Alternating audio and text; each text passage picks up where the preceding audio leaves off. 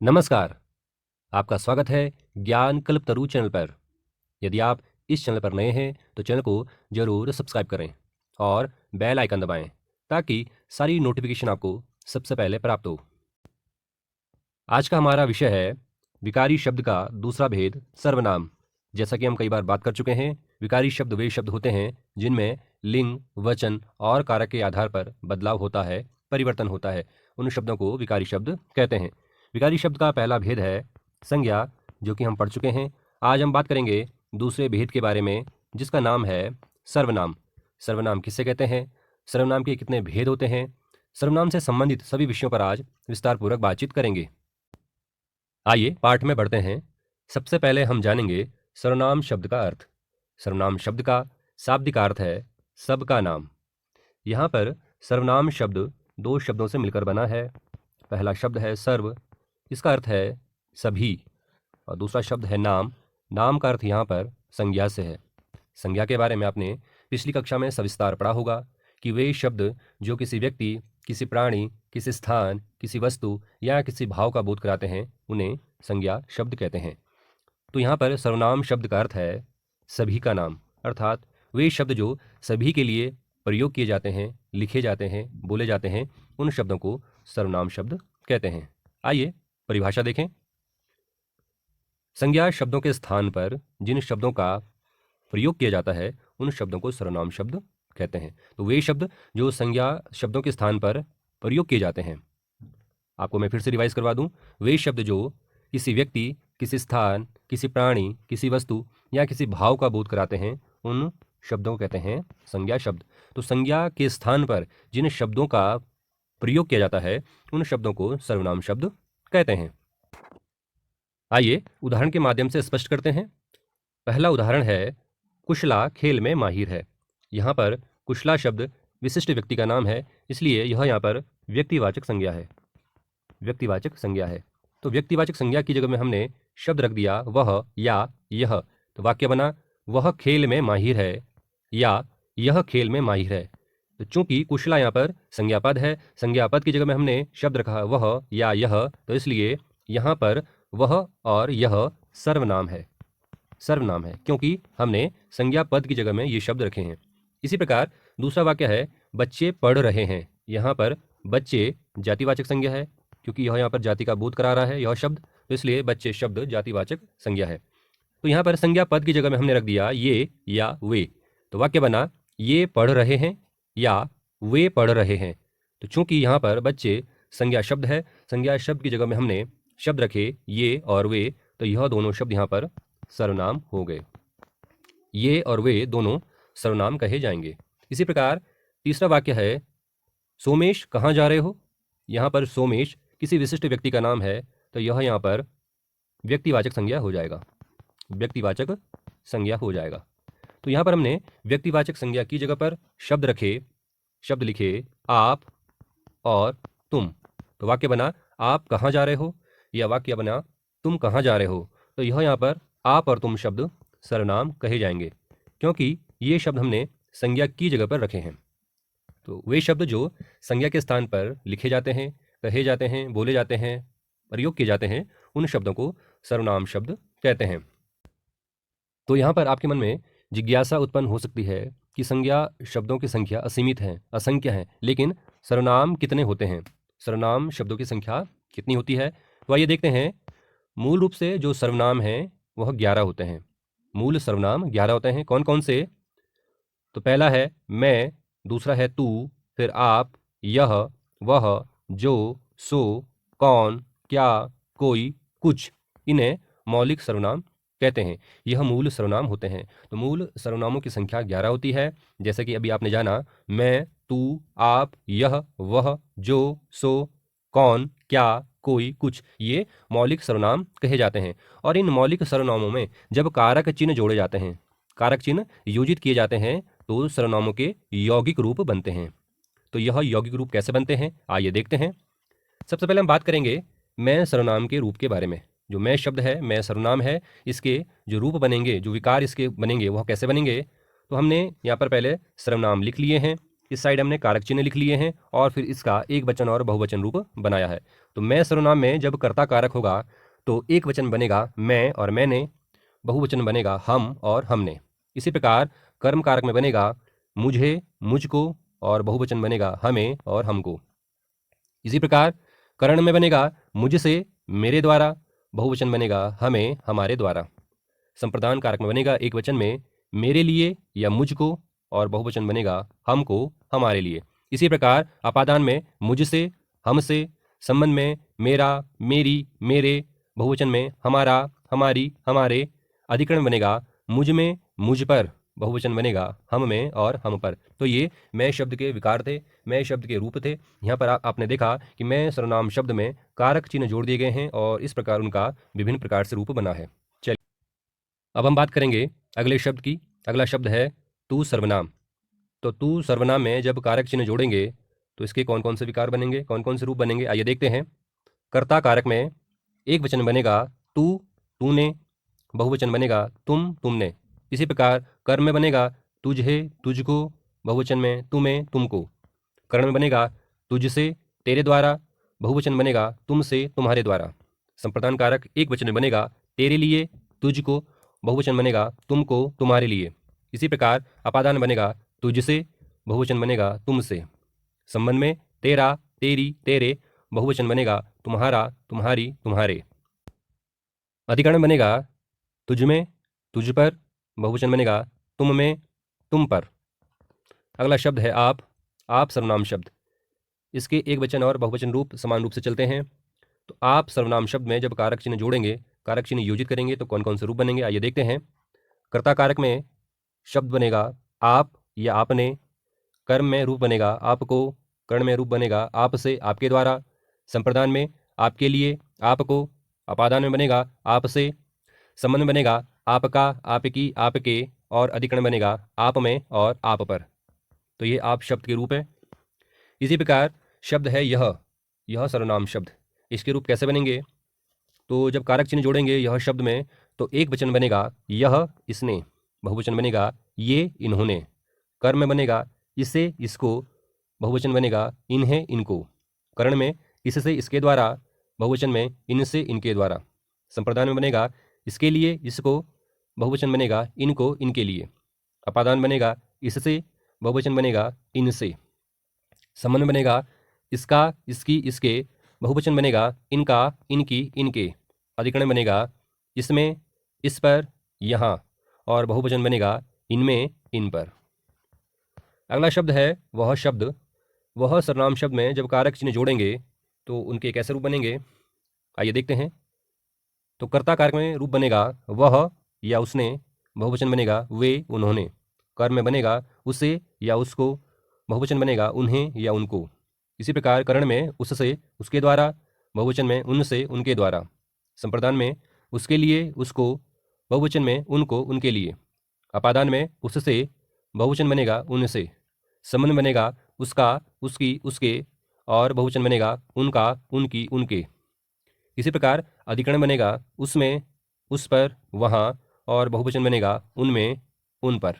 तो ये वह शब्द के रूप हैं। तो अगला शब्द है कौन। कौन सर्वनाम शब्द में जब कारक चिन्ह जोड़ेंगे तो कौन से रूप बनेंगे, आइए देखते हैं। कौन शब्द के एक वचन और बहुवचन रूप एक समान होते हैं। तो कर्ता में बनेगा कौन या किसने, कर्म में बनेगा किसको, कर्ण में बनेगा किससे, किसके द्वारा। संप्रदान में किसके लिए, किसको। अपादान में किससे। संबंध में किसका, किसकी, किसके। अधिकरण बनेगा किस में, किस पर और कहाँ। तो ये कुछ सर्वनाम शब्द थे जिनके विकारों के बारे में हमने बात की, जिनके रूप के बारे में हमने बात की। इन सभी सर्वनाम शब्दों को यौगिक सर्वनाम कहते हैं। तो आपने जाना मूल रूप से सर्वनामों की संख्या 11 होती है और जब उनमें कारक चिन्ह जोड़ दिए जाते हैं तो वह यौगिक सर्वनाम कहे जाते हैं। अब हम बात करेंगे सर्वनाम के भेदों के बारे में। सर्वनाम के कितने भेद होते हैं, तो सर्वनाम के 6 भेद होते हैं। कौन कौन से, पहला भेद है पुरुषवाचक सर्वनाम, दूसरा भेद है निश्चयवाचक सर्वनाम, तीसरा भेद है अनिश्चयवाचक सर्वनाम, चौथा भेद है प्रश्नवाचक सर्वनाम, पांचवा भेद है संबंधवाचक सर्वनाम और छठा भेद है निजवाचक सर्वनाम। इस प्रकार सर्वनाम के 6 भेद होते हैं।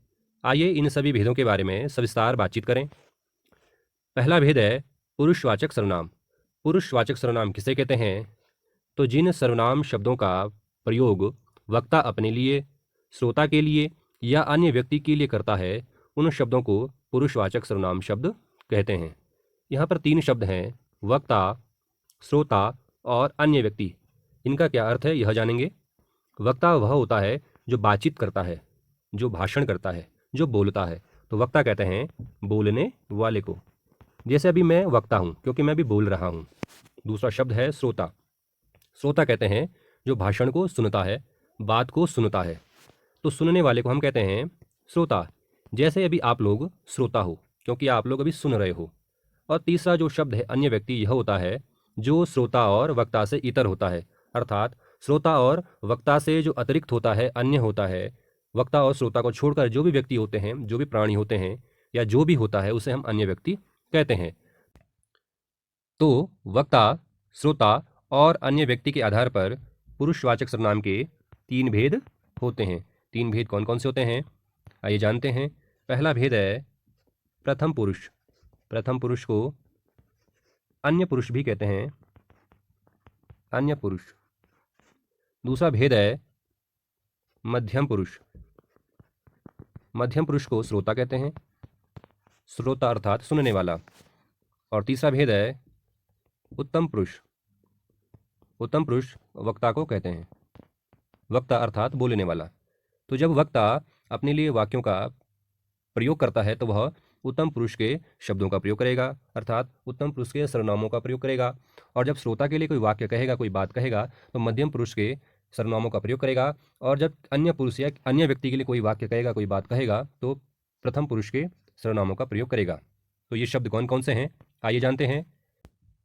तो वक्ता जब अपने लिए वाक्यों का प्रयोग करेगा तो किन शब्दों का प्रयोग करेगा? तो जैसे मैं, मुझे, मेरा, मैंने, हम, हमें, हमारा, हमने आदि, ये सारे शब्द हैं। आप जानते हैं मैं जो सर्वनाम शब्द है यह मूल सर्वनाम है। और इसके बाद जितने भी शब्द लिखे हुए हैं, जितने भी सर्वनाम शब्द लिखे हुए हैं, यह यौगिक सर्वनाम है, अर्थात का कारक जोड़कर यह सर्वनाम बने हैं। वक्ता जब श्रोता के लिए कोई बात कहेगा, कोई वाक्य कहेगा, तो किन शब्दों का प्रयोग करेगा? जैसे आप, आपने, आपको, आपका, तुम, तुम्हें, तुम्हारा, तुमने आदि, ये सारे शब्दों का प्रयोग करेगा। इसी प्रकार जब अन्य व्यक्ति के लिए कोई बात कहेगा, कोई वाक्य कहेगा, तो किन शब्दों का प्रयोग करेगा? तो यह, वह, ये, वे आदि, ये सारे शब्द वह अन्य व्यक्ति के लिए प्रयोग करेगा। एक बार फिर समझेंगे। वक्ता होता है बात बोलने वाला, भाषण करने वाला, बातचीत करने वाला। तो बोलने वाले को कहते हैं वक्ता। श्रोता वह होता है जो सुनता है, बात को सुनता है। और वक्ता और श्रोता को छोड़कर जो भी व्यक्ति होते हैं, जो भी प्राणी होते हैं, जो भी होता है, उसे हम अन्य व्यक्ति कहते हैं। चलिए इनके उदाहरण देखते हैं अब। पहला उदाहरण है मैं चाहता हूं कि जंगल हरे भरे रहें। तो यहाँ पर मैं शब्द यहाँ पर सर्वनाम शब्द है, क्योंकि यहाँ पर वक्ता अपने लिए बात कह रहा है, तो यह यहाँ पर उत्तम पुरुष का प्रयोग हो गया। इसी प्रकार दूसरा वाक्य है हम हर दिन साफ सफाई करते हैं। तो हम भी यहाँ पर उत्तम पुरुष का प्रयोग हो गया, क्योंकि वक्ता अपने लिए बात कह रहा है, तो यह दोनों वाक्य उत्तम पुरुष के प्रयोग हो गए, क्योंकि यह वक्ता स्वयं के लिए कह रहा है। दूसरा वाक्य है आप पहले भोजन करिए। तो यह यहाँ पर मध्यम पुरुष का प्रयोग हो गया, क्योंकि वक्ता श्रोता के लिए कुछ कह रहा है। दूसरा वाक्य है तुम एक पृष्ठ सुलेख लिखो। तो यहाँ पर जो आप और तुम शब्द हैं यह पुरुषवाचक सर्वनाम शब्द हैं और मध्यम पुरुष के ये प्रयोग हैं। अगले वाक्य हैं वे कहाँ जा रहे हैं। यहाँ पर वक्ता अपने और श्रोता को छोड़कर किसी तीसरे व्यक्ति की बात कर रहा है, तो वह वे शब्द का प्रयोग कर रहा है। तो यहाँ पर वे और यह शब्द अन्य पुरुष के रूप हैं, तो यह यहाँ पर पुरुषवाचक सर्वनाम के अन्य पुरुष के प्रयोग हैं। तो इस प्रकार आपने जाना कि पुरुषवाचक सर्वनाम के 3 भेद होते हैं। प्रथम पुरुष जिसको कि अन्य पुरुष भी कहते हैं, दूसरा है मध्यम पुरुष जिसको श्रोता कहते हैं, और उत्तम पुरुष जिसे वक्ता कहते हैं। इनका प्रयोग कैसा होता है ये आपने सारी बातें यहाँ पर जानी। अब हम बात करेंगे अगले भेद के बारे में, निश्चयवाचक सर्वनाम। निश्चयवाचक सर्वनाम किसे कहते हैं? तो वे सर्वनाम शब्द जो किसी निश्चित व्यक्ति, वस्तु या स्थान का बोध कराते हैं, उन्हें निश्चयवाचक सर्वनाम शब्द कहते हैं। तो वे शब्द जो किसी निश्चित व्यक्ति, वस्तु या स्थान का बोध कराते हैं, उन्हें निश्चयवाचक सर्वनाम शब्द कहते हैं। जैसे यह, ये, वह, वे, इस, उस आदि। आइए उदाहरण देखते हैं। वाक्य रूप में। तो पहला उदाहरण है, यह आपका बैग नहीं है। तो यहाँ पर जो यह शब्द, यह निश्चयवाचक सर्वनाम शब्द है, क्योंकि यहाँ पर निश्चित वस्तु के बारे में बताया जा रहा है। यहाँ पर जो बैग है उसका निश्चय किया गया है यह शब्द के द्वारा। इसी प्रकार अगला वाक्य है, वह तुम्हारी कलम है। वह तुम्हारी कलम है। तो यहाँ पर कलम वस्तु का निश्चयीकरण किया गया है, उसको निश्चय किया गया, निश्चित किया गया है वह शब्द के द्वारा। तो यहाँ पर जो वह शब्द है वह निश्चयवाचक सर्वनाम शब्द है। इसी प्रकार अगला वाक्य है, ये पढ़ने योग्य पुस्तकें हैं।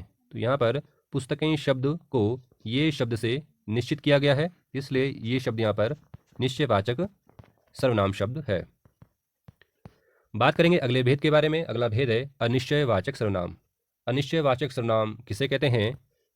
तो जो सर्वनाम शब्द किसी अनिश्चित व्यक्ति, वस्तु या स्थान के लिए प्रयोग किए जाते हैं उन्हें अनिश्चयवाचक सर्वनाम शब्द कहते हैं।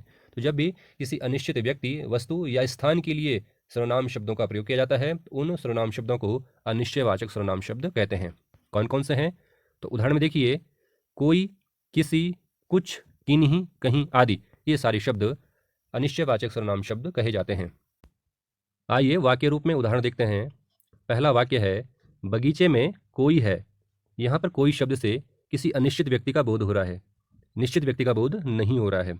तो यहाँ पर जो कोई शब्द है यह यहाँ पर अनिश्चयवाचक सर्वनाम है, क्योंकि यहाँ पर कोई शब्द से किसी निश्चित व्यक्ति का बोध नहीं हो रहा है। इसी प्रकार दूसरा वाक्य है, कुछ खा लीजिए। खाना तो है लेकिन क्या खाना है यह यहाँ पर निश्चित नहीं है। तो कुछ शब्द से किसी अनिश्चित वस्तु का बोध हो रहा है, किसी अनिश्चित खाद्य पदार्थ का बोध हो रहा है, इसलिए यहाँ पर कुछ शब्द अनिश्चयवाचक सर्वनाम है। इसी प्रकार अगला शब्द है, किसी और से पूछिए। तो यहाँ पर भी किसी निश्चित व्यक्ति का बोध नहीं हो रहा है, इसलिए यह शब्द यहाँ पर, किसी शब्द यहाँ पर अनिश्चयवाचक सर्वनाम है। अगला वाक्य है, कहीं जाना है। यहाँ पर किसी अनिश्चित स्थान का बोध हो रहा है, किसी निश्चित स्थान का बोध नहीं हो रहा है, इसलिए कहीं शब्द भी अनिश्चयवाचक सर्वनाम शब्द है। अब अगले भेद के बारे में बात करेंगे। सर्वनाम का चौथा भेद है प्रश्नवाचक सर्वनाम। किसे कहते हैं? तो जानेंगे, जिन सर्वनाम शब्दों से किसी व्यक्ति, वस्तु या स्थान के बारे में कुछ पूछने का भाव व्यक्त हो उन्हें प्रश्नवाचक सर्वनाम शब्द कहते हैं। तो जिन शब्दों से किसी व्यक्ति, वस्तु अथवा स्थान के बारे में कुछ पूछने का भाव व्यक्त होता है, कुछ जानने का भाव व्यक्त होता है, उन शब्दों को हम कहते हैं प्रश्नवाचक सर्वनाम शब्द। कौन कौन से हैं? तो देखिए, जैसे क्या, कौन, कहाँ, किससे आदि, ये सारे शब्द प्रश्नवाचक सर्वनाम शब्द हैं। आइए वाक्य रूप में उदाहरण देखते हैं। पहला वाक्य है, बाहर कौन है। बाहर कौन है। दूसरा वाक्य है, क्या करना चाहिए। तीसरा वाक्य है, सामान किसे दूं। और अंतिम वाक्य है, कहाँ जाना है। तो पहले वाक्य में कौन, दूसरे वाक्य में क्या, तीसरे वाक्य में किसे और चौथे वाक्य में कहाँ, इन सारे शब्दों से किसी व्यक्ति, वस्तु या स्थान के बारे में कुछ जानने की जिज्ञासा उत्पन्न हो रही है, कुछ पूछने का भाव व्यक्त हो रहा है, इसलिए ये चारों शब्द प्रश्नवाचक सर्वनाम शब्द हैं। सर्वनाम का पांचवा भेद है संबंधवाचक सर्वनाम। संबंधवाचक सर्वनाम किसे कहते हैं? जो सर्वनाम दो शब्दों या दो वाक्यों में संबंध का बोध कराते हैं उन्हें संबंधवाचक सर्वनाम कहते हैं। वे सर्वनाम शब्द जो दो शब्दों के मध्य या दो वाक्यों के मध्य संबंध का बोध कराते हैं उन्हें संबंधवाचक सर्वनाम शब्द कहते हैं। उदाहरण देखिए। उदाहरण में जैसे, जो, सो, जैसा, वैसा आदि। आइए वाक्य रूप में उदाहरण देखें। पहला उदाहरण है, जो परिश्रम करेगा वह सफलता पाएगा। तो यहाँ पर जो और वह शब्द दो वाक्यों को जोड़ने का काम कर रहे हैं, दो वाक्यों के मध्य संबंध बतलाने का कार्य कर रहे हैं, इसलिए जो और वह दोनों शब्द संबंध वाचक सर्वनाम शब्द हैं। इसी प्रकार अगला वाक्य है, जिसकी लाठी उसकी भैंस। तो यहाँ पर लाठी और भैंस को जोड़ने का जो कार्य कर रहे हैं, इन दोनों में संबंध बतलाने का जो कार्य कर रहे हैं वह शब्द हैं जिसकी और उसकी, इसलिए यह दोनों शब्द भी संबंधवाचक सर्वनाम शब्द हैं। इसी प्रकार तीसरा वाक्य है, जैसा करोगे वैसा भरोगे। यहाँ पर जैसा और वैसा शब्द करोगे और भरोगे में संबंध बतलाने का कार्य कर रहे हैं, इसलिए यह दोनों शब्द भी संबंधवाचक सर्वनाम शब्द हैं। सर्वनाम का अंतिम भेद है निजवाचक सर्वनाम। किसे कहते हैं? तो जानेंगे। जिन सर्वनाम शब्दों का प्रयोग वक्ता अपने लिए करता है उन्हें निजवाचक सर्वनाम कहते हैं। तो जिन भी शब्दों का प्रयोग वक्ता स्वयं के लिए करता है उन्हें निजवाचक सर्वनाम शब्द कहते हैं। कौन कौन से हैं? तो जैसे, स्वयं, खुद, अपने आप ही आदि। आइए कुछ वाक्य देखते हैं। पहला वाक्य है, यह कार्य स्वयं कर लूँगा। तो वक्ता स्वयं के लिए कह रहा है कि यह कार्य मैं स्वयं कर लूँगा। तो यहाँ पर स्वयं शब्द निजवाचक सर्वनाम शब्द है। इसी प्रकार दूसरा वाक्य है मैं अपने आप चला जाऊँगा। तो यहाँ पर अपने आप शब्द भी निजवाचक सर्वनाम शब्द है, क्योंकि यहाँ पर वक्ता स्वयं के लिए बात कह रहा है। तो इस प्रकार सर्वनाम के 6 भेदों के बारे में हमने सविस्तार से जाना। सर्वनाम किसे कहते हैं, सर्वनाम के कितने भेद होते हैं, उनके कौन कौन से उदाहरण हैं, यह सारी चीज़ें हमने इस वीडियो के माध्यम से जानी। मुझे उम्मीद है कि आज का वीडियो आपके लिए लाभप्रद रहा होगा, उपयोगी रहा होगा। ऐसे ही वीडियोज़ देखने के लिए चैनल को सब्सक्राइब करें। धन्यवाद।